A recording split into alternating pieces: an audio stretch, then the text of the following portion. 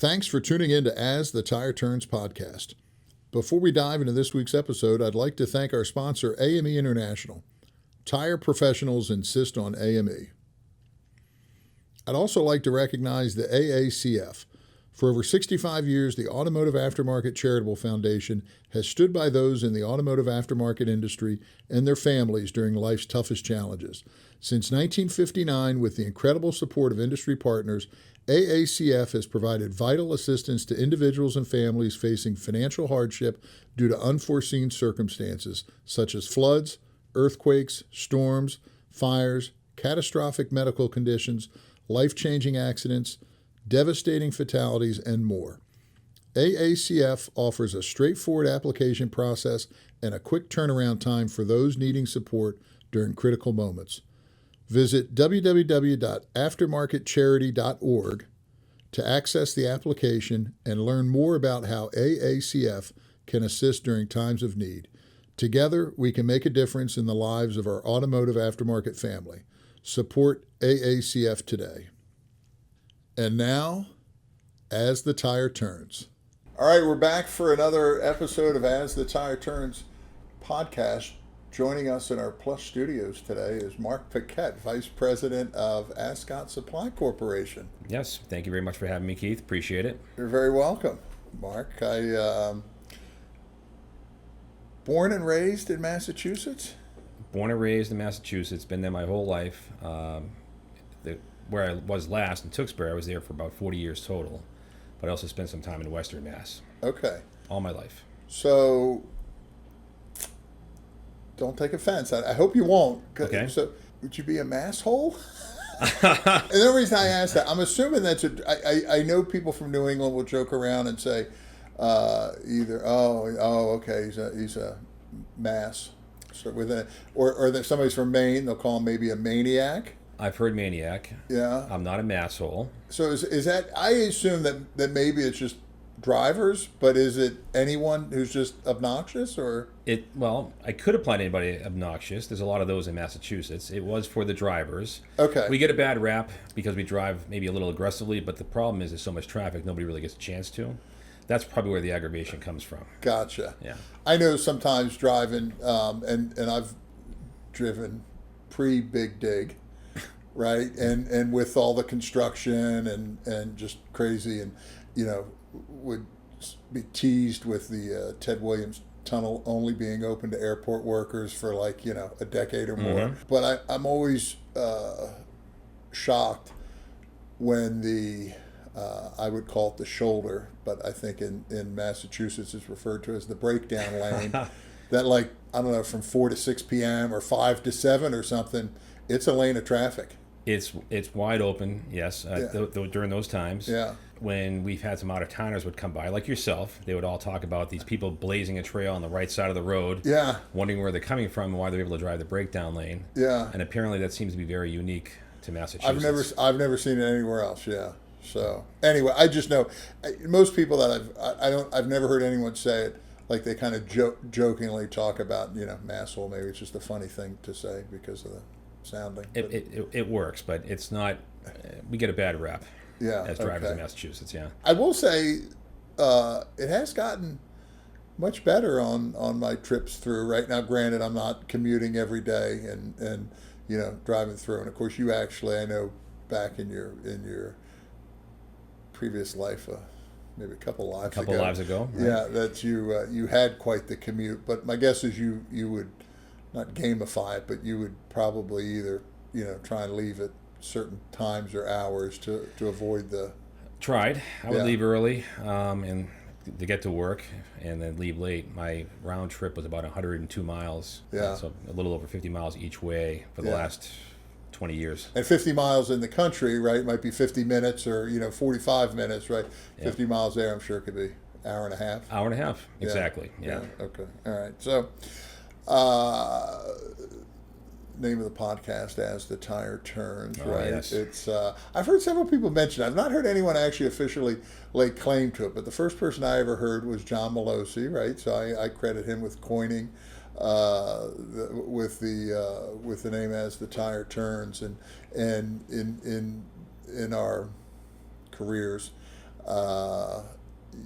That kind of became the joke because we've said nobody really leaves the industry. People, right, just show up with a different logo on the shirt, or... Yep. John and I would have those conversations about as the tire turns.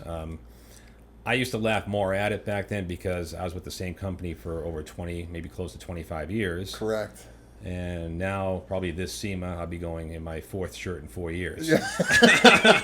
That's how it works sometimes. Yeah, exactly. So well, and one of those was an acquisition, right? Yes. So not you were not acquired, but you were. No, but it gave me a different shirt, right? Correct. Yep. Correct. Yeah. So if you've watched any of these, which I know you said you have, right? It's how did you get into the tire industry, right? I mean, I'm not gonna say you were necessarily born into it, right? But your dad certainly, you were around tires from a young age. From a very young age, Keith.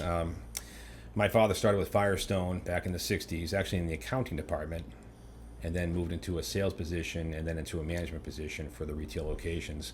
In the Northeast, though? In the Northeast, in Lowell, Massachusetts. Right, yes. Okay. But company-owned Firestone stores? Correct. Right, okay. Correct. Retail? So he would work sometime, he would go 7:30 to 2, then be off till 5, and then work from 5 to 9:30. Because they'd be open till... Open, yep. Yeah, okay, yep. Wow. Yep. And then he moved on to BF Goodrich. Yeah. In 1978, he took a job out in Lowell, Mass. Which is that? I should know this. Is that a Michelin brand now? BF Goodrich? BF Goodrich and Uniroyal brands are owned by Michelin. Yes. Right. Okay. All right. But back then, at that time, I was quizzing you. I knew that now. Of course, you knew that. Yeah. So he was out in Western Mass at BF Goodrich for a long time, for about 7 years, and we moved back to just north of Boston. In 1978, he took a position to manage a retail location out there. That business grew. We built a whole new building within the same city about 3 or 4 years in. When I was 15 in 1982, so everybody knows my age now, I started with him. I painted the building. Really? All summer, that summer of 82. And then after that, all through high school, I worked in the summers and weekends inside the garage, swinging a hammer, changing tires, changing oil, doing all that fun stuff, sweeping the shop, whatever, yeah, whatever, yeah. And throwing the tires in the conveyor belt, all that great stuff. I mean, I absolutely loved, the smell of rubber, and my father will always be intertwined with me. Synonymous, yeah. Yeah. That's pretty cool. Yeah. So how did you get into the supply side? Well, let me finish the tire side real quick, Sure, because I had aspirations to go to Wall Street. I have a business finance degree. I was ready to kind of make that leap. What school? Merrimack College. Okay. Very small, currently now maybe a D1, formerly D2 college. Yeah, okay. In northern Massachusetts, northeast. Yeah, nice. Yeah. You can swing a cat, I don't know if you can say that, but and hit a college or a university, right? I mean, I don't know per capita if it's... They're everywhere. It just seems like everywhere in the Northeast, right? Yeah.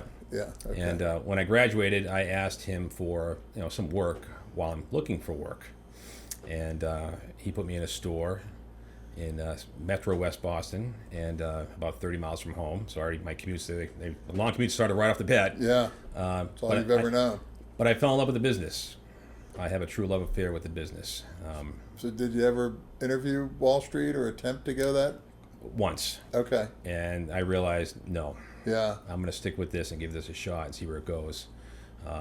And I absolutely enjoyed it. Yeah. Now, the supply side you were asking me about. Yeah. This is where relationships are important in our business. When my father was out in Western Mass at BF Goodrich before moving back to Lowell, Pat McGeoghegan of Mohawk Rubber Sales used to call on my father, and they developed a friendship.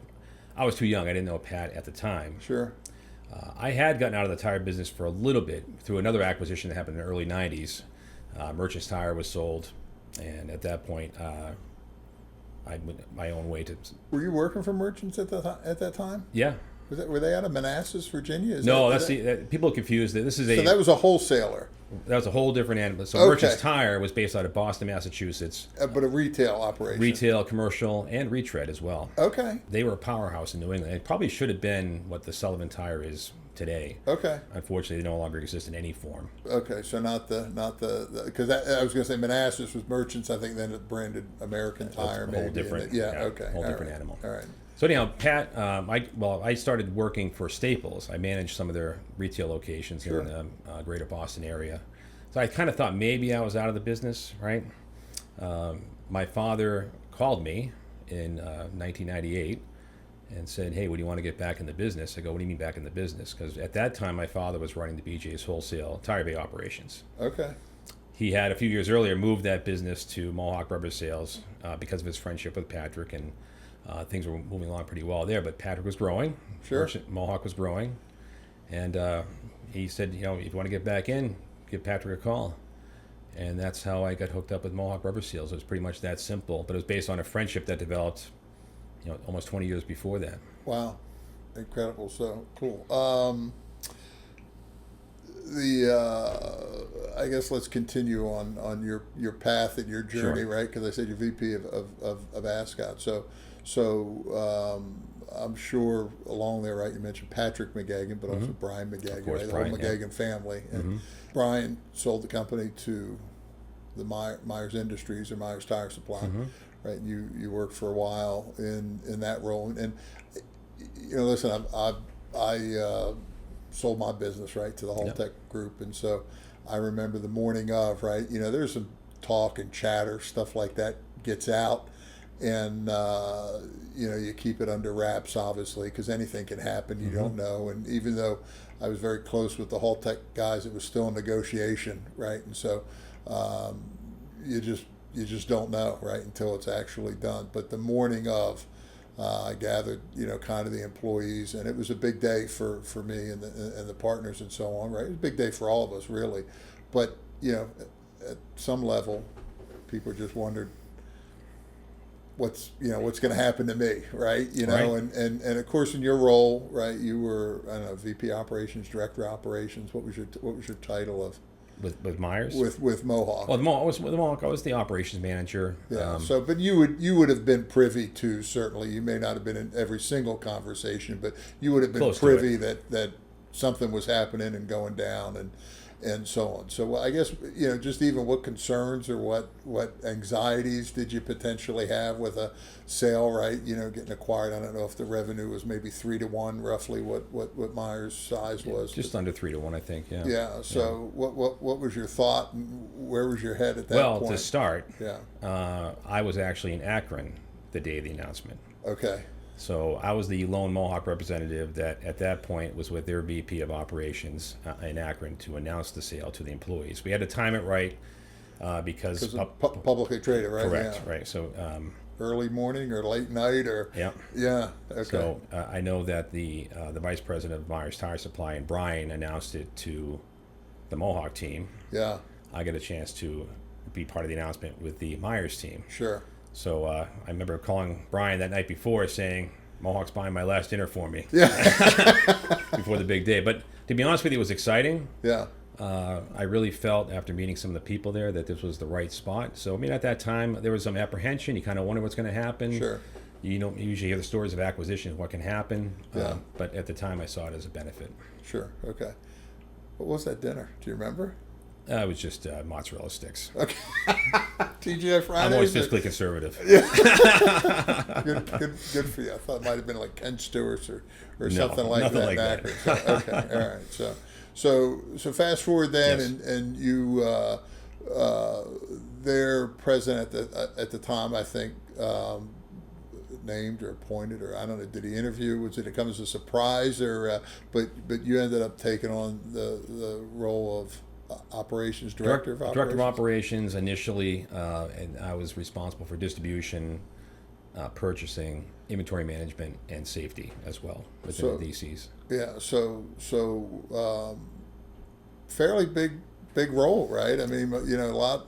I mean, there's a lot of responsibility at Mohawk, obviously, and then and Mohawk still, right? In acquisitions, it's I don't know that any two go the same, right? There's lots of trying to find out what synergies and you don't always necessarily get it right, but trying to manage and where can you get some cost savings and so on. But you went from certainly having a lot more people under in the org chart as far as that goes. Yeah. I mean, all the the Mohawk personnel get pulled under, of course, right? Right. And then we had the Myers personnel and their DCs as well. It was interesting. I got the call. And they started talking to me about it. I think the president at the time was reshuffling his leadership team. Yeah. And it was challenging to think about. I think my original role was to be the general manager of the Mohawk division. Yeah. And within 3 weeks, that all changed. Yeah. It all changed. But it was a great challenge, and I was welcoming it with open arms. No Sure. problem at all. Yeah. Sure. Things change, things evolve, right? You Right. know, and sometimes good people, right, get caught up in just making some moves and so on, and so Sure. you became a free agent of sorts, right? And so for a short period of time, you actually joined the family, if you will, right? Yes, I did. We're working in the Holtec family, but then you had another opportunity that you had considered, and maybe the timing wasn't right, and that was still available, and right timing and so on. You thought, hey, it's time, right? And so Yes. made the decision to relocate down south. I made the leap of faith. Yeah. I knew I wasn't going to be asked a third time. Yeah. So as we were talking about it, the timing was right based on where I was professionally and where I saw things were heading. Sure. It was worth that conversation. I think they saw real potential in what I could do, have a different set of eyes on things. I think my experience was respected and wanted. Sure. So it was easy to talk to about all that and making that switch. And yes, I did make the move. I now live in Noonan, Georgia. Yeah. I am a Georgia resident. Just got my driver's license the other day. I'm like official now. I'm here. Was that time to vote? I will be voting from here, yes. Yeah, okay. I know sometimes, like with the elections, right? Yeah, if you're not registered, however soon or something. So I wasn't sure if that was so. Okay. So. No, I'm a registered voter too. Yeah. Okay. Good for you. So both of us, right? I mean, you as an ASCOT member have gotten to know a lot of people in the organization, and so now part of the corporation.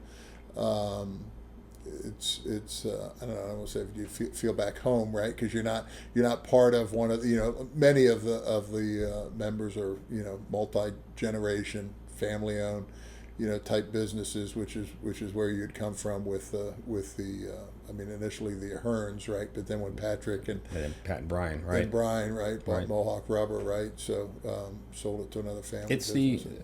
I think the best of both worlds, Keith, where I'm in something very familiar, and my one side is the members, right? Right. But also to make sure that we do right by our suppliers, like yourself, for that matter, right? Look at that. Make it work for everybody. Sure. So it's A win-win, if you will. It's a win-win. So it's, and I don't take that friendship lightly. I think I want to make sure I do right by them. I'm not going to just like waltz through this. I'm going to make sure that I unturn every rock I can and make sure that we make things work for both the members and the suppliers and Sure. and make it a successful run. Sure. So you mentioned Noonan. We're filming this in August.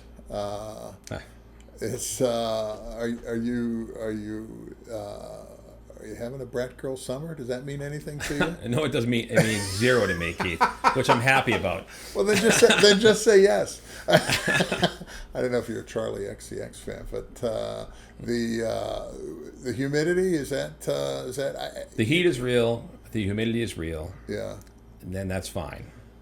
It's no different than maybe going through a winter in New England, right? It's on the other extreme. Correct. Yeah. But then it's going to cool down a little bit. September, October is going to be beautiful. I'm sure November, December is going to be very. You won't have the seasons that you do in, I remember Right. Patrick would always talk about the leaf peepers.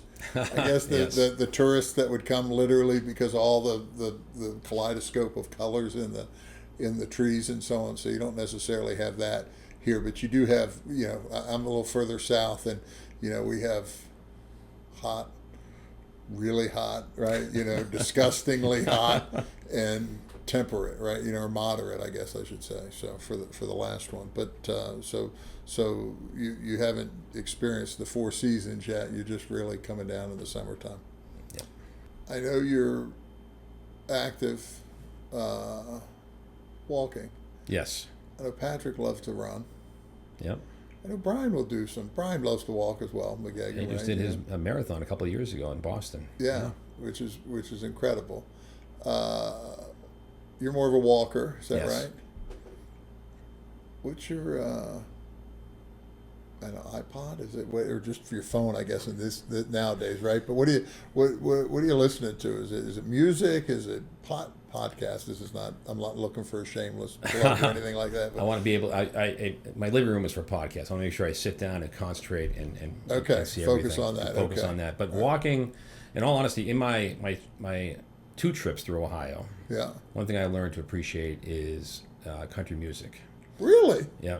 Okay. 90s, 2000s. Nothing, maybe not the older stuff, maybe, but I'm becoming a fan of country music. So I do listen to that a lot while walking. And I know next to nothing about. So I know Tim McGraw or Garth Brooks. Thomas Rhett. Okay.